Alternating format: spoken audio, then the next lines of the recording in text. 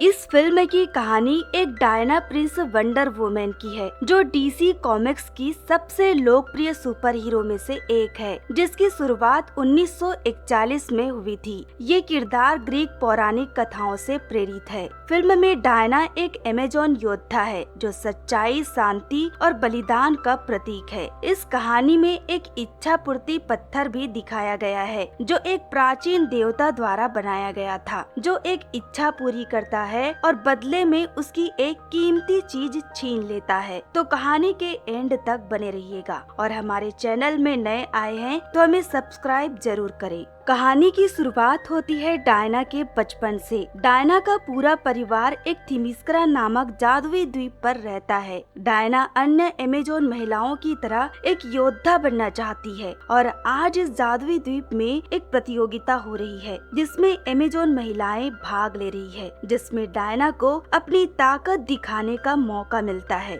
वो अपने से बड़ी उम्र की महिलाओं के साथ प्रतियोगिता में भाग लेती है। डायना अपनी बुद्धि और ताकत का इस्तेमाल करते हुए मुकाबले में आगे बढ़ती है। 3 राउंड तक सब अच्छा चल रहा था। डायना छोटी होने के बावजूद सबसे आगे थी। तभी वो अचानक पीछे मुड़कर देखती है, जिससे उसके घोड़े का बैलेंस बिगड़ता है और वो नीचे गिर जाती है। फिर भी वो हार नहीं मानती। जीतने के लिए वो एक शॉर्टकट रास्ते से प्लेग्राउंड तक पहुंचती है, पर उसे आगे खेलने के लिए उसकी ट्रेनर रोक देती है। वो उसे कहती है कि तुमने चीटिंग किया है, जीतने के लिए तुमने छोटा रास्ता अपनाया, जो बिल्कुल सही नहीं है। सच सबसे बड़ा होता है और तुम्हें उसी रास्ते पर चलना है। ये बात डायना के मन में बैठ जाता है। इसके बाद सीन शिफ्ट होता है प्रेजेंट के 1984 में, जहां डायना वाशिंगटन डीसी में एक स्मिथसोनियन म्यूजियम में काम करती है और अपना पर्सनल आइडेंटिटी छुपाकर एक आम नागरिक की तरह जीवन बिता रही है। लेकिन वो अपनी पहचान छुपाकर एक वंडर वुमेन के रूप में लोगों की मदद करती है। एक बार वो मॉल में चोरी होने से रोकती है और इसी दौरान वो कैमरे से बचती हुई एक बच्ची को भी बचाती है। डायना बिल्कुल अकेली रहती है। उसका प्यार स्टीव, जो पहले पार्ट में वर्ल्ड वॉर के समय खत्म हुआ था, जो एक पायलट था, उसकी याद डायना को अब भी सताती है।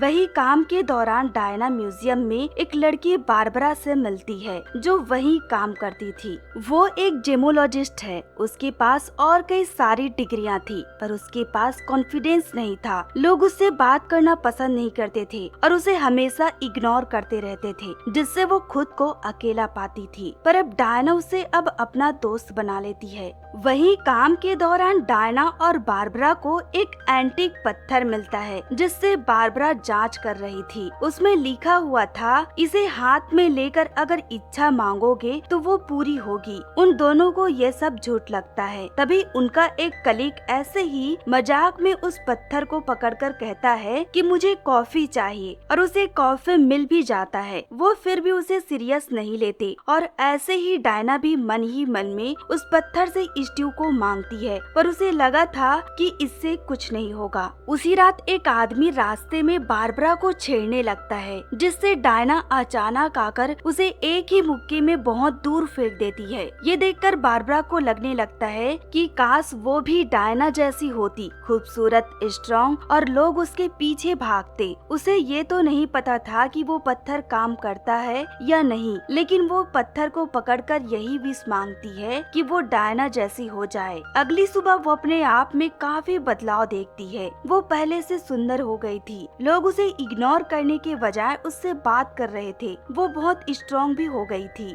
उसी दिन उनके म्यूजियम में एक बहुत बड़ा बिजनेसमैन मैक्स लॉर्ड आता है, जो उनके म्यूजियम को एक बहुत बड़ा डोनेशन देने वाला है। पर उसकी नजर उस पत्थर को ढूंढ रही है, जिसे वो बारबरा के कैबिन में देखता है। तब तक वहाँ डायना भी आ जाती है। वही मिस्टर मैक्स डायना और बारबरा से ये कहकर वहाँ से निकल जाता है कि आज रात डोनेशन के लिए एक चैरिटी पार्टी रखी है, वहाँ मिलते हैं। दरअसल मैक्स काफी समय से उस पत्थर को ढूंढ रहा था। काफी इन्वेस्टर ने मैक्स के बिजनेस पर पैसे लगाए हैं। उसमें से एक था साइमन, जो मैक्स के ऑफिस आकर उस पर चिल्लाने लगता है, क्योंकि मैक्स ने उनके पैसों से बहुत बड़ी जमीन ली है, ये सोचकर कि वहाँ से तेल निकलेगा। लेकिन ऐसा कुछ नहीं हुआ। इस कारण मैक्स के ऊपर बहुत बड़ा कर्ज आ गया है। आगे साइमन उसे धमकी देकर चला जाता है कि अगर उसने 2 दिनों के अंदर उसके पैसे नहीं लौटाए तो वो उस पर केस कर देगा, और ये सब वो उसके बेटे के सामने बोलता है। मैक्स हालांकि लालची है, पर वो अपने बेटे को बहुत ज्यादा प्यार करता है। मिस्टर मैक्स का बचपन अच्छा नहीं था, वो बहुत गरीबी में बड़ा हुआ है। साथ ही उसके पिता उसे प्यार नहीं करते थे, उसे मारते पीटते रहते थे। इसलिए मैक्स अपने बेटे को वो सब चीज देना चाहता है जो उसे नहीं मिला। वहीं डायना रात को पार्टी में मिस्टर मैक्स को ढूंढ रही थी, क्योंकि मिस्टर मैक्स उसे थोड़ा अजीब लगा। तभी एक आदमी डायना से बार बार बात करने की कोशिश करता है। जब डायना पीछे मुड़कर देखती है तो वहाँ स्टीव था, जिसे डायना की खुशी का ठिकाना नहीं था। वो उसे गले लगाकर पूछती है कि तुम यहाँ कैसे आए। दरअसल उस पत्थर की वजह से डायना की इच्छा पूरी हुई थी, वो भी किसी दूसरे इंसान के शरीर में। शरीर दूसरे का था लेकिन आत्मा स्टीव की थी, जिसे केवल डायना देख सकती थी। वही डायना पार्टी छोड़कर स्टीव के साथ घर आ जाती है और अपनी पुरानी यादें ताजा करने लगती है। इधर पार्टी में मैक्स बारबरा से फ्लर्ट करने लगता है, जिसमें बारबरा फंस जाती है। मैक्स उसे बहला फुसलाकर उसके ऑफिस ले आता है और चुपके से वो पत्थर उठा लेता है और अपने ऑफिस लौट जाता है। वहाँ वो उस पत्थर को हाथ में लेकर एक विश मांगता है कि मैं एक चलता फिरता जीता जागता इच्छा पूर्ति इंसान बन जाऊं। इसके बाद धीरे धीरे वो पत्थर धूल में बदल जाता है और उसकी शक्ति मिस्टर मैक्स में आ जाती है। अब कोई भी मैक्स के हाथ को पकड़कर या उसकी आंखों में देखकर कुछ मांगे तो वो पूरा हो जाएगा, और वो अपनी इस शक्ति का इस्तेमाल सबसे पहले अपने एक इन्वेस्टर साइमन पर करता है। वो उसका हाथ पकड़ता है और उससे वो कुछ ऐसा बुलवाता है जिससे उस इन्वेस्टर की कंपनी मैक्स की हो जाती है। यहाँ तक कि उसके सारे कुओं में तेल निकल आता है और उस इन्वेस्टर को पुलिस पकड़कर ले जाता है। उसके इस एक रात की तरक्की ने सारे बिजनेस फील्ड में हड़कंप मचा दिया था। इधर डायना स्टीव के साथ म्यूजियम आती है बारबरा के पास। वो उस पत्थर के बारे में बहुत कुछ जानना चाहती थी, पर बारबरा उसे बताती है कि वो पत्थर उसके पास नहीं है। कल रात यहाँ मेरे साथ मिस्टर मैक्स आए थे, हो सकता है वो ले गए हो। उसकी इस लापरवाही की वजह से डायना बारबरा से बहस करने लगती है और बिना देर किए वो चुपके से मिस्टर मैक्स के ऑफिस में पहुंच जाती है। मिस्टर मैक्स वहां नहीं थे, लेकिन डायना को वहां ये पता चलता है कि मैक्स काफी सालों से उस पत्थर की तलाश में था। उन्हें ये भी पता चलता है कि मैक्स कायरो जा रहा है, जहाँ तेल के बहुत बड़े बादशाह रहते हैं, और वही डायना को ये भी पता है कि ये पत्थर किसी देवता द्वारा बनाया गया है, जिसे मैक्स संभाल नहीं पाएगा और कई सारी मुश्किलें आ सकती है। इसलिए वो उसे रोकने स्टीव के साथ उसके पीछे कायरो निकल जाती है। इधर हमें मैक्स को दिखाया जाता है, जो कायरो तेल के बहुत बड़े बादशाह के पास पहुंच चुका था। वो उसे दोस्ती करने की कोशिश करता है, लेकिन बादशाह उससे उसके अचानक कामयाबी का राज पूछता है, जिससे मैक्स कहता है कि मुझे एक वरदान मिला है, मैं तुम्हारा एक विश पूरा कर सकता हूँ। लेकिन बादशाह उसकी बात को सीरियस नहीं लेता और कहता है कि मेरी विश कोई पूरी नहीं कर सकता, मैं अपने पूर्वजों की सारी जमीन सरकार से वापस चाहता हूँ। उस समय मैक्स उसका हाथ पकड़ा हुआ था। वो कहता है कि तुम्हारी विश पूरी हो जाएगी, बदले में मुझे तुम्हारे सारे तेल के कुएं चाहिए। ये सुनकर बादशाह हंसते हुए कहता है, वो तो तुम्हें नहीं मिल पाएगा, मैंने कल ही सबको बेच दिया। ये सुनते ही मैक्स ये बोलकर वहाँ से चल पड़ता है कि ठीक है, मैं तुम्हारे सारे सिक्योरिटी अपने साथ ले जा रहा हूँ, और जो मुसीबत तुम पर टूटने वाली है उसे निपटने के लिए तुम्हारे पास कुछ नहीं छोड़ूंगा। ये बोलते ही बादशाह के सारे सिक्योरिटी अचानक मैक्स के साथ चले जाते हैं और कायरो में एक बड़ी सी दीवार खड़ी हो जाती है, जिसका सरकार बादशाह को जिम्मेदार बनाते हैं कि वो जमीन को हथियाना चाहता है, जिससे उस शहर में अफरा तफरी मच जाता है। वही रास्ते में जब मैक्स वापस लौट रहा था, तब वो डायना से टकरा जाता है, जो उसे ढूंढते हुए यहाँ तक आ गई थी। वो उसका पीछा करने लगती है। मैक्स उसे पीछा छुड़ाने के लिए अपनी फौज का इस्तेमाल करता है। तभी डायना अपने वंडर वुमेन के रूप में आकर मैक्स की गाड़ी में कूद जाती है और उससे पत्थर के बारे में पूछती है कि वो कहाँ है, जिसका मैक्स जवाब देता है कि वो तुम्हारे सामने है। जो बात डायना समझ नहीं पाती और उसे रोकने में लग जाती है। मैक्स अपनी पूरी फौज का इस्तेमाल कर डायना से पीछा छुड़ाकर भाग निकलता है, पर इस सब में डायना बहुत घायल हो गई थी और पहले से बहुत कमजोर महसूस कर रही थी। तब स्टीव को कुछ बातें समझ आता है कि डायना के विष के बदले वो पत्थर उसकी ताकत धीरे धीरे छीन रहा है। इसलिए दोनों बारबरा को कांटेक्ट करते हैं और उससे उस पत्थर के बारे में पता लगाने को कहते हैं। जल्द ही बारबरा को एक ऐसा इंसान मिल जाता है जो उस पत्थर के बारे में जानता था। इसके बाद तीनों उससे मिलने आ जाते हैं। उस आदमी के पास अपने पूर्वजों का बहुत पुराना किताब था जिसमें उस पत्थर के बारे में लिखा हुआ था, जहाँ से उन्हें पता चलता है कि ये पत्थर एक दुष्ट देवता द्वारा बनाया गया है जो लालच और फरेब का मसीहा था। ये पत्थर हर एक सभ्यता में पाया गया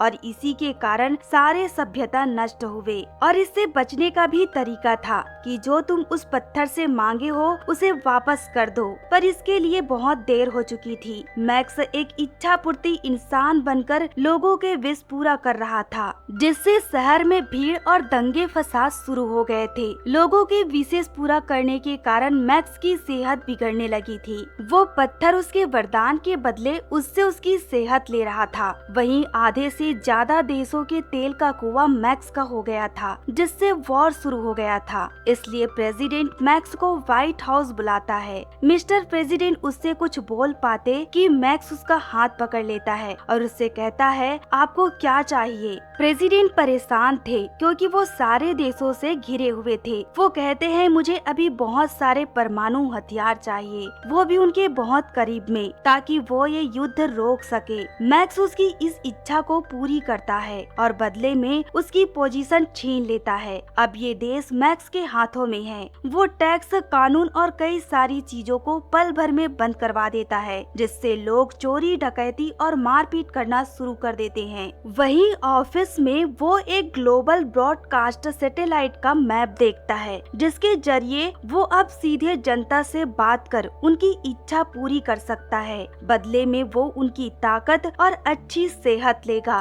और इसी काम के लिए वो व्हाइट हाउस से निकलने लगता है। तभी वहाँ डायना स्टीव के साथ पहुँच जाती है और उसे रोकने की कोशिश करती है। वहीं उनके बीच अचानक कहीं से बारबरा आ पहुँचती है और वो डायना का साथ न देकर मैक्स का साथ देती है, क्योंकि उसने भी उस पत्थर से कुछ मांगा था और बदले में उस पत्थर ने उससे उसकी अच्छाई और सादगी छीन ली थी और उसे एक बुरा इंसान बना दिया था। वो डायना से लड़ने लगती है क्योंकि उसके पास अब डायना जैसी शक्ति थी, पर डायना के पास पहले जैसी ताकत नहीं रही, जिससे बारबरा आसानी से घायल कर देती है और मैक्स को लेकर वहाँ से निकल जाती है। वहीं स्टीव डायना को व्हाइट हाउस से बाहर निकालता है। बाहर जगह जगह दंगे फसाद हो रहे थे, जिसे देखकर स्टीव डायना से कहता है कि तुम्हें अपनी इच्छा वापस करनी होगी ताकि तुम्हारी शक्ति तुम्हें वापस मिल सके। पर डायना स्टीव को और नहीं खोना चाहती थी,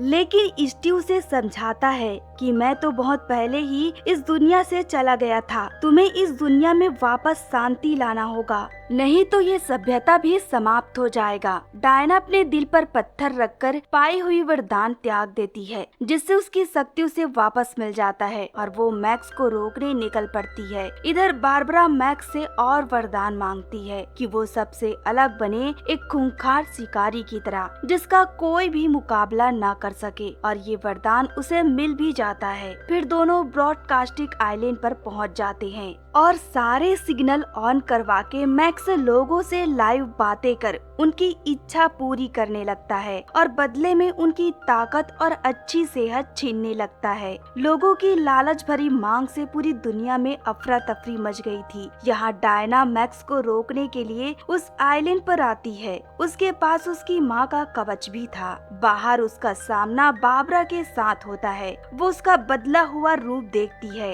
बारबरा एक शिकारी की तरह उस पर झपट पड़ती है, जिसे डायना लड़ाई के बीच समझाने की पूरी कोशिश करती है, पर बारबरा कुछ भी सुनने को तैयार नहीं थी। जिससे मजबूरन डायना घायल कर अंदर मैक्स के पास जाती है और उसे रोकने के लिए आगे बढ़ती है, पर वो मैक्स के करीब नहीं जा पाती। मैक्स लोगों की ताकत छीनकर बहुत शक्तिशाली हो गया था। तब डायना अपनी सच्चाई की रस्सी का इस्तेमाल करती है। वो उसे मैक्स के पैर में बांध देती है, जिससे उसकी आवाज लोगों तक पहुंचने लगता है। वो लोगों को समझाती है कि जो आप मांग रहे हैं, इसके बदले में आपसे आपकी कीमती चीज छीन लिया जा रहा है। आप अपने आसपास को देखिए कि यहाँ क्या हो रहा है। तब लोगों की आँख खुलती है और सब अपना वरदान त्याग देते हैं। वो मैक्स को भी उसके बेटे की हालत दिखाती है कि किस तरह उसकी वजह से उसका बेटा सड़कों पर अकेला डरा सहमा भटक रहा है। मैक्स अपने बेटे को जान से ज्यादा प्यार करता है। वो अपनी गलती को समझ जाता है कि वो क्या खोने वाला था। वो भी अपना वरदान त्याग देता है। इस तरह दुनिया फिर से पहले जैसी हो जाती है। डायना ने सच्चाई के रास्ते चलकर दुनिया को बचाया।